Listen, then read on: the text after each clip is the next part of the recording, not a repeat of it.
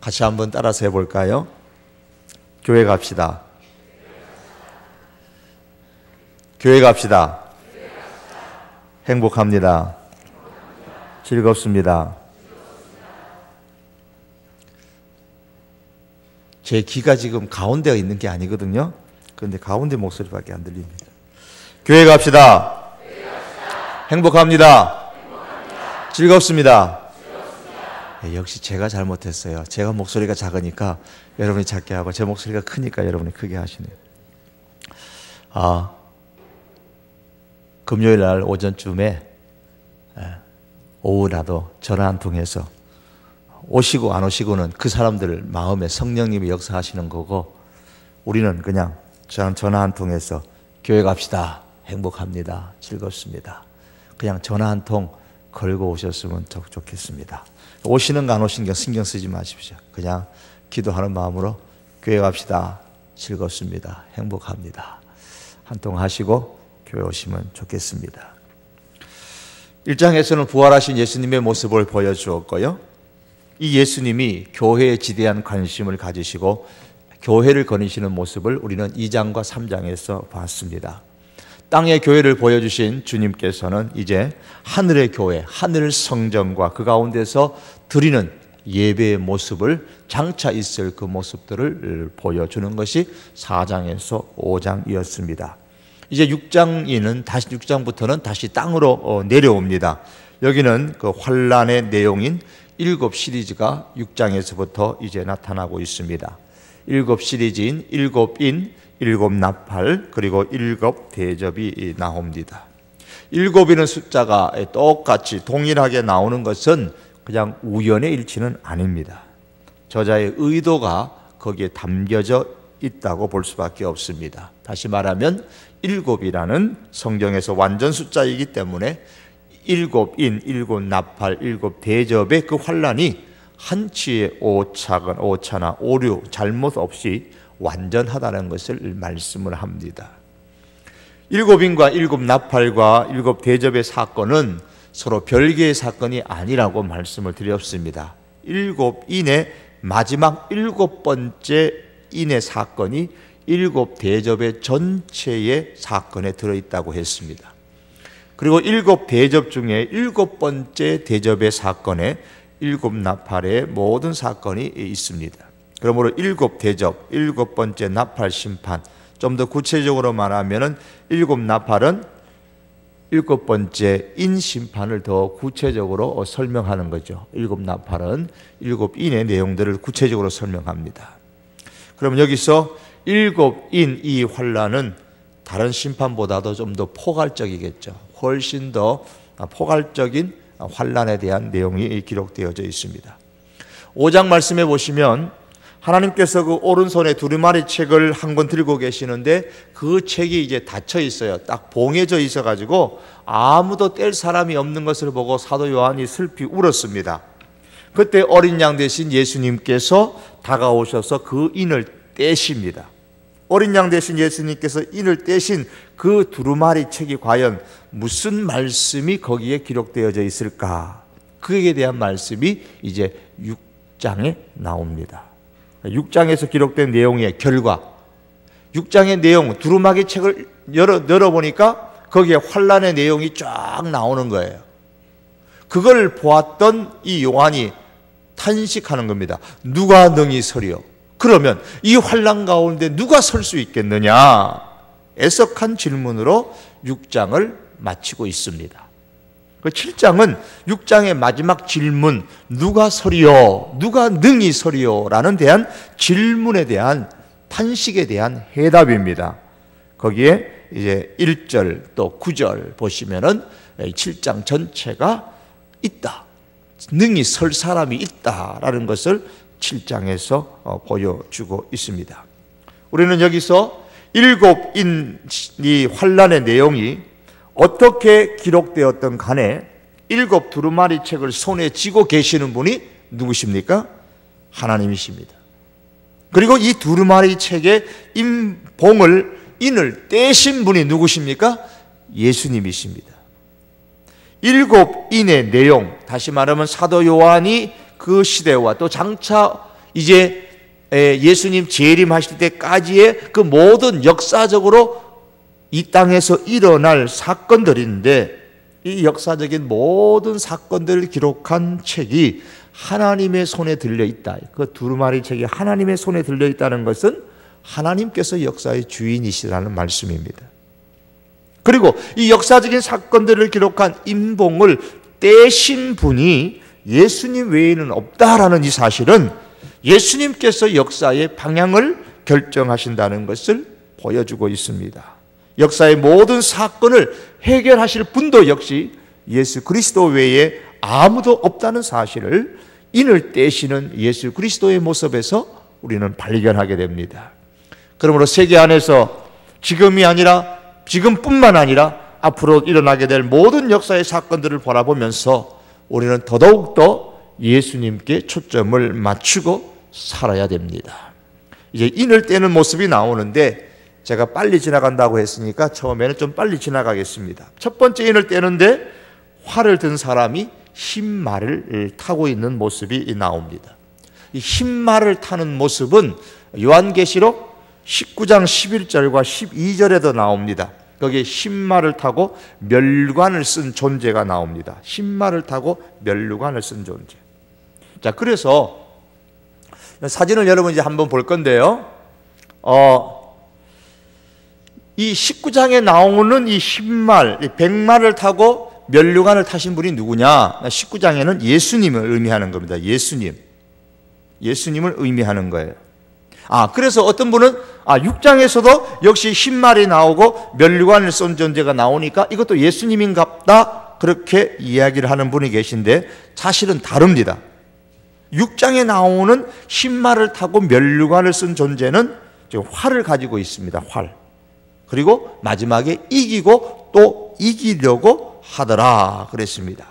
활을 가지고 이기고 또 이기려고 하는 것이 그의 목적인데, 그 모습이 마치 흰말을 타고 면류관을 쓰신 예수님의 모습과 아주 유사하게 그렇게 모양을 하고 있는 거예요. 짝짝퉁입니다. 짝퉁. 자, 그럼 그 존재가 누구냐? 바로 적그리스도입니다. 적그리스도. 예수님 모양처럼 그렇게 하고 있는 거예요. 그림 보이시죠? 여러분 그걸 보면 보입니다. 여러분 그림 보면은 저거 다 흰말 타고 있죠? 그 이단들이, 교주들이 말이에요. 이 요한계시록 가지고 다 흰말을 타고 있어요. 그 흰말을 괜히 타는 게 아니고요. 이 요한계시록의 이 19장에 나오는 그걸 지금 본뜨고 있는 거예요. 그 흰말을 탄다는 것 자체가 이 계시록을 가르쳐 주면서 자신이 마치 그 예수님인 양 그렇게 흰말들을 타고 있습니다. 보시면은 제일 그 위에, 여러분 쪽에서, 제 쪽에서 보면은 제일 위에 왼쪽에, 여러분 오른쪽이 되겠습니까? 그 까만 옷 입고 제일 위에 있는 거기서 안상홍입니다. 안상홍. 제일 위에가 박명호인가요? 제가 잘 안 보이는데 박명호. 그 엘리야 복음 성교원, 엘리야 한때 대학교 내에서 한때 유명했었습니다. 지금은 이제 한농 복구회라는 이름으로 바꿔가지고 지금 활동하는데, 농촌 복구, 환경 회복 그런 것을 표방해서 하고 있습니다. 그리고 그 밑에 보시면은 또 이제 안상홍 양도천이가 나오고요. 옆에 흰말 옆에 제일 위에 나오는 사람이 박명호가 나오고, 그 옆에 위에 있는 사람이 양도천. 그리고 지금 제일 밑에 제가 볼 때 오른쪽에 있는 분이 요즘 한참 시끄러운 그 이만희십니다. 다 이제 흰말을 타고 옵니다. 여러분도 한번 흰말 한번 타보고 싶으세요? 흰말 한번 타보세요. 어떨런지. 제주도 가시든지 뭐 여기는 없을 끼고 제주도나 이런 데 가셔서 한번 흰말 한번 타보십시오. 기분이 어떨지 모르겠습니다. 백마탄 교주, 그걸 지금 예수님 흉내 낸다고 지금 하고 있습니다. 예수님께서도 마태복음 24장에서 많은 사람을 미혹하는, 나는 그리스도라고 말하면서 많은 사람을 미혹하리라, 그렇게 마태복음 24장에서 말씀하고 있습니다. 이로 볼 때에 적그리스도가 누구냐? 아마 사람들 중에 일어납니다. 적그리스도가 사람들 중에 일어나는데 그 중에 이제 이런 교주들이 참 많습니다. 이단들이 많이 일어납니다. 흰말탄, 이기려고 하면 예수님을 흉내내는 짝퉁들이 이제 마지막 때에 많이 일어난다 그랬습니다. 두 번째 인을 떼는데 예수님께서 붉은 말을 탄 자가 나왔습니다. 3절과 4절에 나오죠. 붉은 말이 나옵니다. 이 붉은 말이 화평을 제하여 버리며 서로 죽이게 하고 큰 칼을 받았다 그랬습니다. 전쟁을 말합니다. 전쟁. 요즘으로 말하면 탱크 탄 차가 큰 총을 들고 나타나야 될 텐데 그 시대의 문화적인 배경을 갖고 설명하는 거기 때문에 붉은 말을 타고 큰 칼을 가지고 나오는 겁니다. 그래서 당시에 소 그러면 농사 짓는 동물이고 당나귀 하면 물건 나르는 동물이고 말 그러면 전쟁에 사용되는 그러한 상징적인 동물이었습니다. 말을 탄 사람이 칼을 들고 서로 죽이고 땅에서 화평을 제해버리는 전쟁이 일어나는 사건에 대해서 말씀합니다. 예수님께서도 이 말씀을 주셨습니다. 민족이 민족을, 나라가 나라를 대적해서 일어날 것이다. 이 세상에 전쟁이 얼마나 많습니까? 사진으로 기록된 20세기 전쟁사라는 그런 책이 있는데요. 1914년 1차 세계대전부터 시작해가지고 오늘날에 이르기까지 전쟁에 관한 것만 딱 관련된 사진들을 모아놓은 그런 책들입니다. 뭐 1차, 2차 세계대전, 한국전쟁, 베트남 전쟁, 아프가니스탄, 뭐 우리 근자에 우리가 기억하는 이라크 전쟁, 뭐 그런 외에도 뭐 알제리아, 앙골라, 콩고, 소말리아, 루안다, 체첸, 뭐 캄보디아 등등 수많은 전쟁들이 있었습니다. 이런 전쟁들이 가면 갈수록 국지전으로 때로는 마지막 아마겟돈 전쟁에 이르기까지 끊임없이 전쟁이 일어난다 이렇게 말씀합니다. 이제 세 번째 봅니다. 세 번째 인을 떼니까 검은 말을 탄 자가 나옵니다. 검은 말 5절에서 6절의 말씀이죠. 6장에 내 생물 사이는 안담 들으니 검은 말이 나오는데 그 탄 자가 손에 저울을 가졌다 그렇게 말합니다. 저울을 가졌다. 이 말씀은요 흉년을 얘기하는 겁니다. 흉년. 한 데나리온의 밀 한 대요 한 데나리온의 보리 석 대로다 그랬습니다. 사도 요한 당신의 한 데나리온 그러면 노동자 하루 임금에 해당하는 금액인데 한 데나리온으로 밀은 8대를 살 수 있는데 여기는 뭡니까? 한 데나리온에 밀 한 대를 산다 그러니까 뭡니까? 굉장히 지금 물가가 올랐죠. 엄청나게 올랐습니다. 보리는 24대를 살 수 있는데 여기 보니까 한 데나리온의 보리 석 대밖에 못 산다 그러죠. 보리값이 굉장히 올라갑니다. 자, 이렇게 올라갑니다. 그러면 흉년입니다. 흉년의 때입니다. 음식값이 아주 비쌉니다. 그 외에 또 무슨 이런 심플레이가 많이 일어나고 오늘날 이제 뭐 물이나 공기나 뭐 이런 여러 가지 흉년의 모습들이 물의 오염, 공기의 오염, 식량 전쟁. 언젠가 세계는 이제 식량을 이제 무기화해 가지고 정치적으로 경제적인 목적으로 사용하게 되고 곡물 수출국들은 이제 곡물의 수출을 중단하면서 곡물을 무기로 사용할 때가 지금도 뭐 간간히 있지만 앞으로는 점점 더 심하게 될 것입니다. 그래서 미래학자들은 앞으로 큰 이 땅의 문제 가운데 하나가 뭐냐? 곡물, 식량의 문제다. 그리고 또 하나는 이제 물의 문제다. 우리 이해가 안 되는 뜻이 한국도 물 부족 국가 중에 하나로 포함시켜 놨으니까 지금은 우리가 아직 실감이 별로 안 나죠. 식량의 날 특집 다큐멘터리가 있는데요. 한번 볼까요? 이 다큐멘터리가 1, 2부가 있는데요.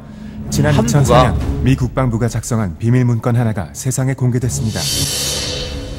1급 비밀로 분류된 이 문건의 내용은 곧 닥쳐올 식량 위기에 대한 경고. 하지만 이 경고는 심각하게 받아들여지지 않았습니다. World that prior to 2007 largely had food surpluses.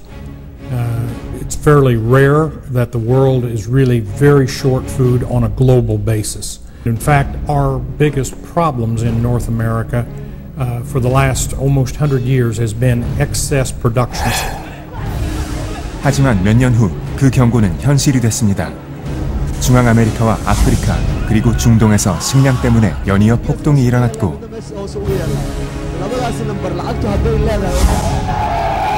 올해 초 이집트에서는 혁명으로 무바라크 정권이 무너졌습니다. 자그마치 30년, 그 오랜 독재를 끝낸 것은 바로 식량 문제였습니다. 식량을 수출하던 나라들은 일제히 수출 금지령을 발동시켰습니다. 식량값이 치솟기 시작했고 그 피해는 고스란히 가난한 사람들에게로 돌아갔습니다. 미 국방부의 보고서에는 놀랍게도 한국도 언급되어 있습니다. 모자라는 식량을 두고 벌어지는 보이지 않는 싸움. 이것은 핵전쟁보다 무서운 식량 전쟁입니다.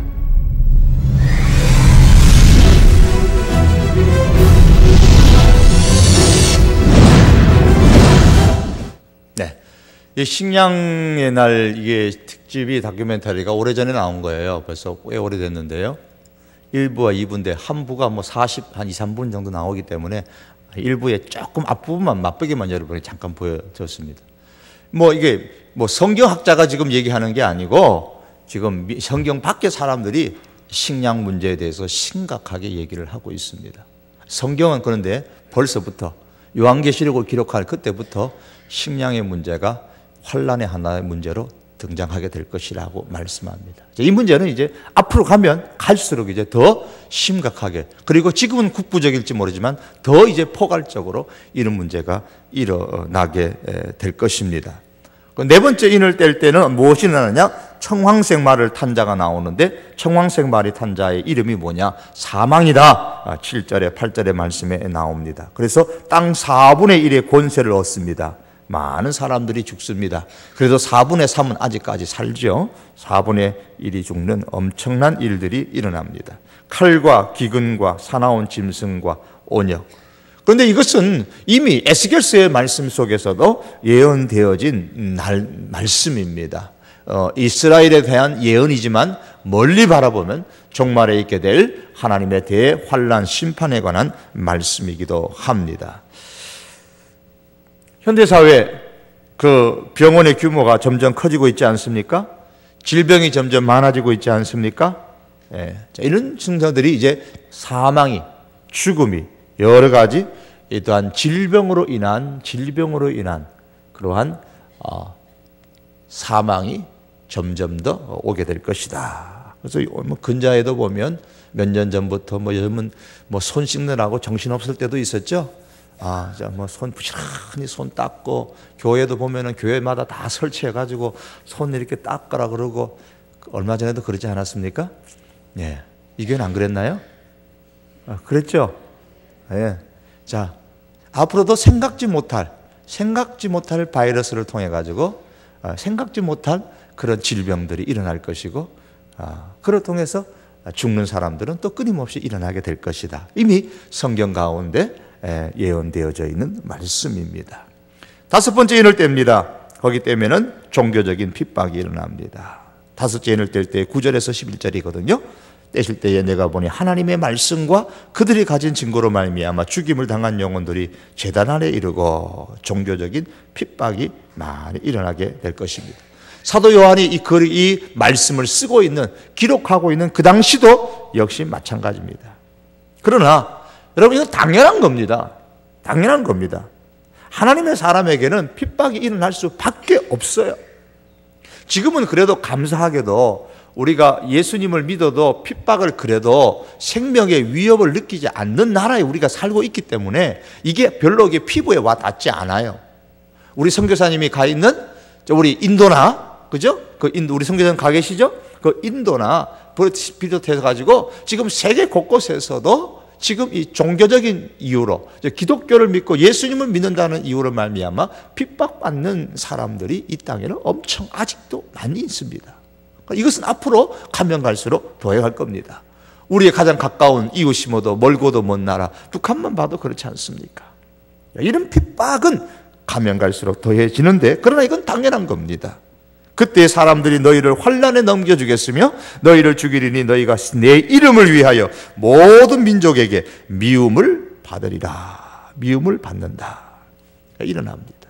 로마 시대의 엄청난 핍박, 앞으로 가면 갈수록 그런 핍박들이 일어납니다. 말세를 사는 그리스도인들에게 우리 경각심을 가져야 되죠. 잘 믿어야 됩니다. 안 믿으면, 제대로 안 믿으면 다 넘어집니다. 여섯 번째 인을 뗍니다. 자연의 대재난이 일어납니다. 내가 여섯째 인을 뗄 때에 이렇게 나옵니다. 13절 이하에 쭉 보시면서 16절까지 내용에 나옵니다. 거기에 말씀은 땅이 진동하고 요한일서 2장에서는 땅이 진동한다. 엄청난 이제 재난들이 일어나게 됩니다. 쓰나미들이 일어나게 되고 여러 가지 자연 재난들이 일어납니다. 벌써부터 많은 학자들은 뭡니까?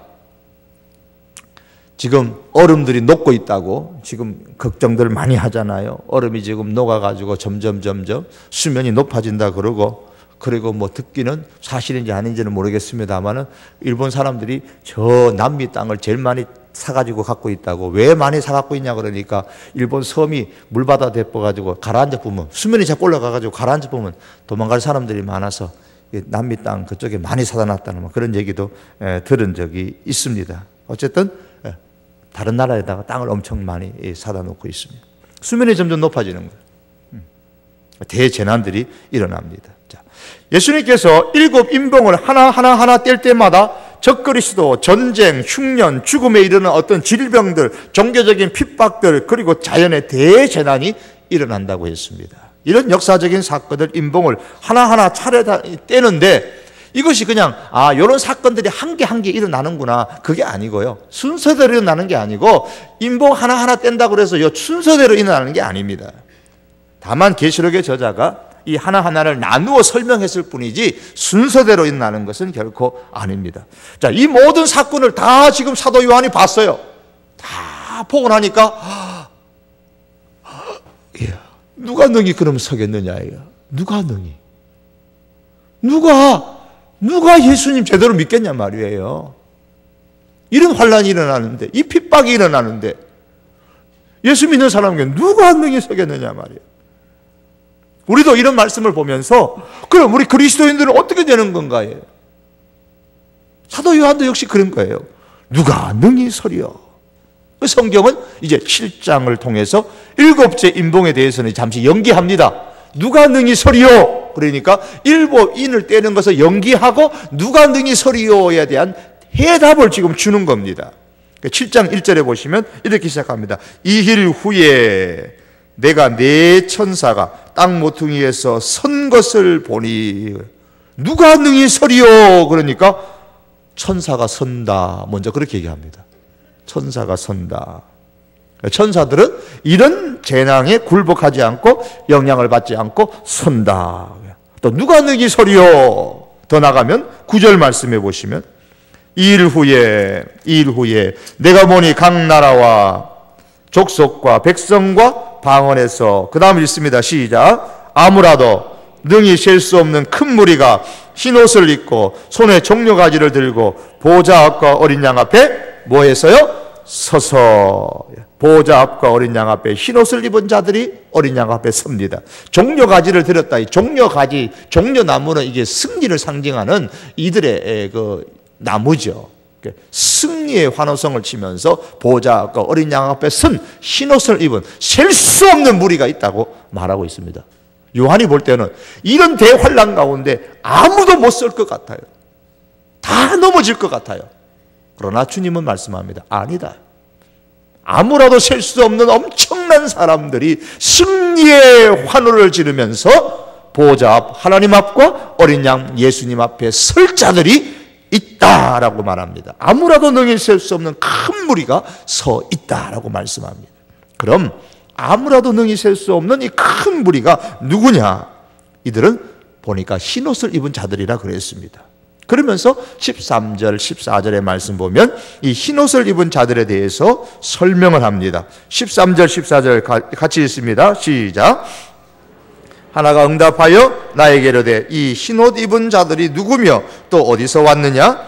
내가 말하기를 내 주여 당신이 하시나이다 하니 그가 나에게 이르되 이는 큰 환난에서 나오는 자들인데 어린 양의 피에 그 옷을 씻어 희게 하였느니라. 자, 어떻게 해서 희게 됐다고요? 옷이요? 어린 양의 피에. 이 어린 양이 누군지는 우리는 다 아시잖아요. 보라 세상 죄를 지고 가는 하나님의 어린 양이로다. 그렇게 주목을 받았던 예수 그리스도. 그 어린 양의 피에 옷을 씻어 희게 씻었던 흰옷을 입은 예수 그리스도를 믿는 믿음의 사람들입니다. 큰 환난. 이 앞에 있었던 이 요한이 보았던 그런 큰 환난 가운데서도 어린 양의 피에 흰옷을 입고 선 자들이 있다 그랬습니다. 큰 환난 가운데 나오는 자입니다. 자, 그럼 이들이 누구냐? 그리스도인들이죠. 에스겔서 14장 21절에 22절 말씀인데요, 제가 읽을게요. 주 여호와께서 이같이 이르시되 내가 나의 4가지 중 한 벌 곧 칼과 기근과 사나운 짐승과 전염병을 예루살렘에 함께 내려 사람과 짐승을 그 중에서 끌으니 그 해가 더욱 심하지 아니하겠느냐. 그러나 그 가운데에 피하는 자가 남아있어. 그 가운데 피하는 자가 남아있어. 끌려 나오리니 곧 자녀들이라. 그들이 너희에게로 나오리니 너희가 그 행동과 소행을 보면 내가 예루살렘에 내린 재앙 곧 그 내린 모든 일에 대하여 너희가 위로를 받을 것이라. 지금 보세요. 칼, 기근, 사나운 짐승, 전염병, 지금 여기 마지막에 나오는 계시록에 나오는 이런 환난들이거든요. 이 환난 가운데서도 나오는, 피해서 나오는 남은 자가 있다 그랬습니다. 남은 자가 끌려 나오는데 곧 자녀들입니다. 하나님의 자녀들이 그 가운데 남은 자녀들이 있습니다. 그래서 신약의 개념 가운데 중요한 단어 하나가 남은 자입니다. 구약 성경의 남은 자. 그 남은 자가 오늘 신약으로 돌아와서 요한계시록에 보면은 바로 환난 가운데서 어린 양의 피로 씻음을 받고 흰옷 입은 자들입니다. 구원받은 그리스도인들을 말씀하고 있는 것입니다. 자, 큰 환난에서 나온 자들이 있는데 그 사람이 어린 양의 피에 옷을 씻어 쉬게 된 사람들입니다. 자, 그러면 어떻게 이들이 환난 가운데서 남아 있을 수가 있었을까? 재앙의 날에 어떻게 저렇게 굳게 설 수 있었을까? 성경은 말씀하기를 약속의 성령에 의해 인치심을 받았기 때문입니다. 제가 지난 주일에도 말씀드렸죠. 성령에 의해서 인치심을 받았기 때문에, 도장을 받았기 때문에 그렇습니다. 도장을 받았어요. 복음을 듣고 믿어서 약속의 성령으로 인치심을 받은 그리스도인들은 종말의 끝까지 지키심을 받습니다. 믿으십니까? 네. 굳게 설 수 있어요. 환난을 보고 이거 어떡하나 핍박을 보고 어떡하나 아닙니다. 성령의 인치심을 받은 사람은 끝까지 지키심을 받습니다. 교회 나오는 사람이 다 지키심을 받는다? 아니에요. 그 말씀 드리는 게 아니에요. 교회 안에도 죄송하지만은 예수님의 비유 속에서도 가라지도 있고 하기 때문에 다 그거를 말할 수는 없어요. 자신할 수 없어요. 그러나 약속의 성령으로 인치심을 받은 그리스도인들은 종말의 끝까지 지키심을 받습니다. 핍박을 안 받는다는 말 아닙니다. 대자연의 재난을 안 받는다는 말이 아닙니다. 흉년과 질병의 고통을 면하게 된다는 말씀도 아닙니다. 그런 일이 이 지구상에 일어나게 되면, 세계촌에 일어나게 되면 우리가 여기에 살고 있는 한 그러한 환난 속에 우리도 들어가서 환난을 받을 수가 있습니다만, 그러나 그런 중에서도 우리 성도의 영혼은 안전합니다. 왜냐하면 복음을 듣고 믿어서 성령으로 인치심을 받았기 때문입니다. 이것을 오늘 본문 3절과 4절 말씀에서는 이렇게 말씀합니다. 자, 3절과 4절 말씀을 한번 읽어봅니다. 시작.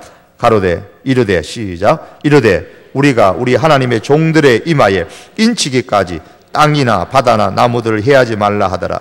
내가 인침을 받은 자의 수를 들으니 이스라엘 자손의 각 지파 중에서 인침을 받은 자들이 14만 4천이니. 자, 이마에 인을 받는데 인 맞은 사람이 몇 명이요? 14만 4천. 참, 옛날부터 요한계시록하고 하면서 이 14만 4천 때문에 얼마나 많은 사람이 궁금해하기도 하고 질문하기도 하고, 또 이단들은 이 자기들의 무리 속에 들어와야 14만 4천에 속한다 그러고 얼마나 많이 그랬는지 몰라요.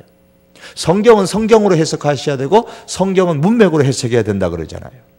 14만 4천인데 그 14만 4천이 어디 나오느냐부터 5절부터 쭉 나와요. 각 나라에서 온 무리들이 나옵니다. 그 이스라엘 자손의 각 지파 중에서 인침을 받은 자들이잖아요. 그러면서 이스라엘 각 지파 중에서 인침을 받은 사람의 14만 4천의 숫자가 5절부터 쭉 나와요. 유다 지파 중에는 인침을 받은 자가 1만 2천, 루벤 지파 중에 1만 2천, 갓 지파 중에 1만 2천 쭉쭉쭉 나와서 8절 끝에 보면 베냐민 지파 중에 인침을 받은 자가 1만 2천. 이게 다 합쳐갖고 14만 4천이에요. 그러면 이스라엘 각 자손의 각 지파 중에 인침을 받은 사람이 이 이스라엘 지파가 그냥 유대 집 사람들만 의미하는 거냐? 신약 전체를 볼 때 로마서 말씀들이나 여러 성경 말씀을 우리가 통해서 볼 때 이 이스라엘 각 지파 사람들이 역사적인 혈통적인 이스라엘 12지파가 아니라는 것을 우리가 너무나도 잘 압니다. 상징적인 거죠. 지난 시간에도 말씀드린 떡상이 12개 떡상이 구약의 12지파를 상징한다고 말씀했잖아요. 흉패에 12보석을 붙인 것도 역시 마찬가지입니다. 구약의 12지파의 백성들을 상징하는 것이고 하나님의 백성들 전체를 상징하는 것이죠. 여기서 그렇다면 여기서 14만 4천이라는 것은 결국 이스라엘의 12지파 가운데서 나온 14만 4천이기 때문에 이스라엘의 12지파는 곧 하나님의 백성 전체를 의미하는 겁니다. 구원받는 하나님의 백성, 성령의 인치심을 받아서 구원받는 하나님의 백성, 그리스도인들을 말씀하고 있습니다. 이 14만 4천의 숫자가 정확하게 말하면 얼마인지 모르기 때문에 9절 말씀으로 내려와가지고 문맥으로 다시 내려와서 아무라도 능히 셀 수 없는 큰 무리로 표현되고 있는 겁니다. 그래서 4절에 이 14만 4천이라는 숫자와 9절에 아무라도 능히 셀 수 없는 큰 무리는 같은 의미인 거예요. 이들은 모두 14절 말씀에서 밝힌 바와 같이 큰 환난, 6장에서 말하는 큰 환난에서 나온 자들이고 어린 양의 피에 그 옷을 씻어서 쉬게 된 사람들을 말씀합니다. 그리고 15절과 17절 말씀에서 하나님의 보좌 앞에 있고 하늘 성전에서 하나님을 섬기고 하나님의 축복 아래에 있는 모든 입맞은 성령의 인을 받은 하나님의 성도들, 하나님의 자녀들을 의미하는 겁니다. 사도 요한은 6가지 인을 땜과 아울러서 이제 앞으로 장차 일어나는 역사적인 사건을 보면서 누가 능히 서겠는가 애석게 했지만 이어서 요한은 성령의 인치심으로 보증을 받아서 보호를 받는 그리스도인은 능히 설 것이라는 사실을 보았습니다.